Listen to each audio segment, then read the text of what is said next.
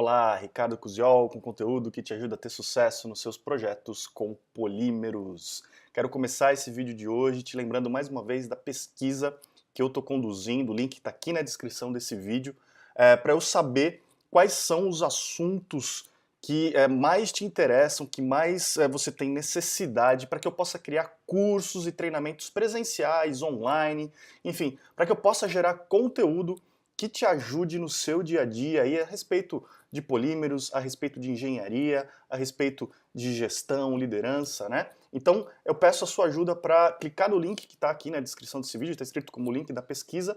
Não vai tomar mais do que 5 minutos do seu tempo para me dizer quais então são aqueles assuntos, aqueles temas que são mais interessantes para você, dos quais você tem mais necessidade, para que eu possa então criar esses cursos e treinamentos para você, ok? Muito bem. Dito isso, eu quero te fazer uma pergunta. Aqui no nosso meio, né, no meio do plástico, né, no meio da engenharia em geral, muitas das tecnologias, muito do desenvolvimento vem de fora. Né? Muita da literatura vem do exterior, né? E a maioria dessas tecnologias elas são reportadas, a literatura normalmente, a grande maioria você encontra em inglês. Então eu te pergunto, você precisa usar a língua inglesa técnica com uma certa regularidade? Você até consegue se comunicar, mas existem alguns termos técnicos que de vez em quando atrapalham e dificultam o seu entendimento, você fica um pouco na dúvida? Pois bem, hoje eu quero passar para você algumas dicas que eu acumulei ao longo do tempo a respeito dessa comunicação em inglês, principalmente alguns termos técnicos que podem te ajudar aí no seu dia a dia. Vamos lá? Muito bem, a primeira coisa que eu quero te dizer é o seguinte, eu tinha até algum tempo atrás, né, até muito tempo atrás, um certo preconceito, assim, né, eu sempre achei que para você poder falar bem em inglês, você precisava falar impecavelmente, você precisava ter uma pronúncia muito correta, você precisava ter uma gramática muito correta, né, e me incomodava um pouco aquelas situações onde você tinha que ter uma conversa com alguém de fora e alguém que estava comigo acabava usando um inglês pobre, aquele que a gente costuma falar, o inglês macarrônico, né, que pinça palavras, não conjuga verbos, não usa tempos verbais adequados, mas no fim das contas acabava se comunicando. Né? Eu tinha um certo preconceito contra esse tipo de comunicação.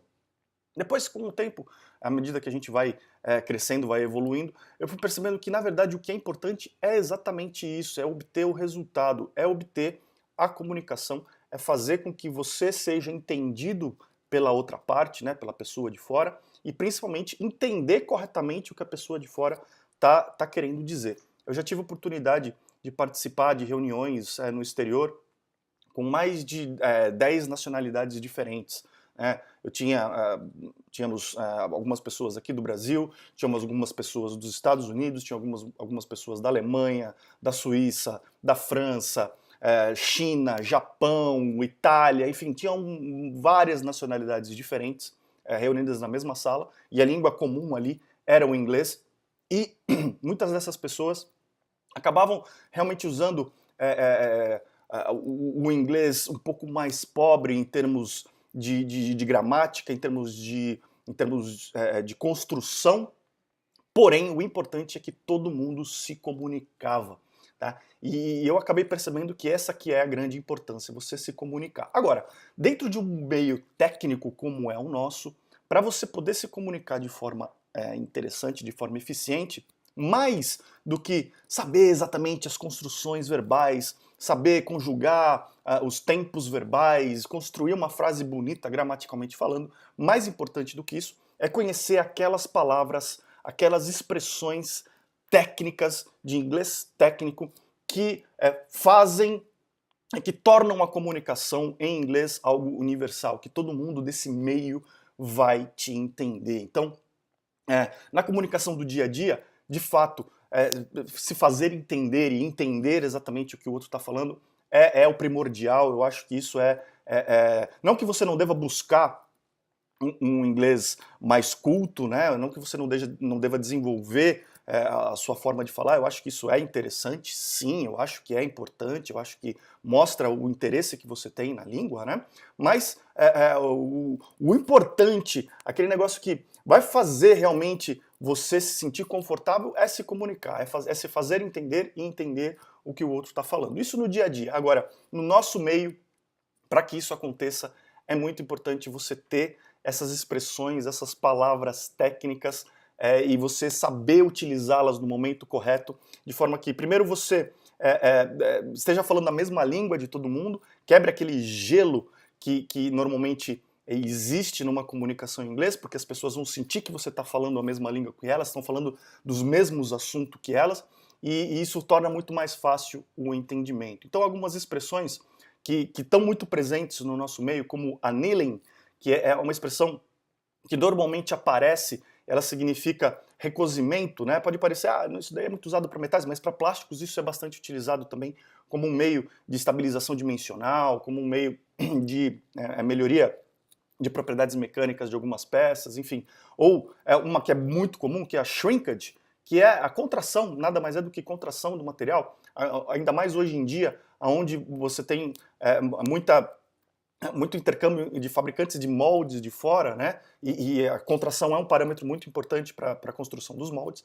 É importante, então, comunicar, utilizar as expressões adequadamente. Outro que é bastante comum são os sync marks, que nada mais são do que as marcas de rechupe que existem nas peças quando algum problema no processo aconteceu, uma falta de recalque, uma peça muito espessa, um ponto de injeção muito pequeno, você pode verificar essas marcas que a gente chama aqui no Brasil de rechupes, e em inglês a expressão é sync marks, ok?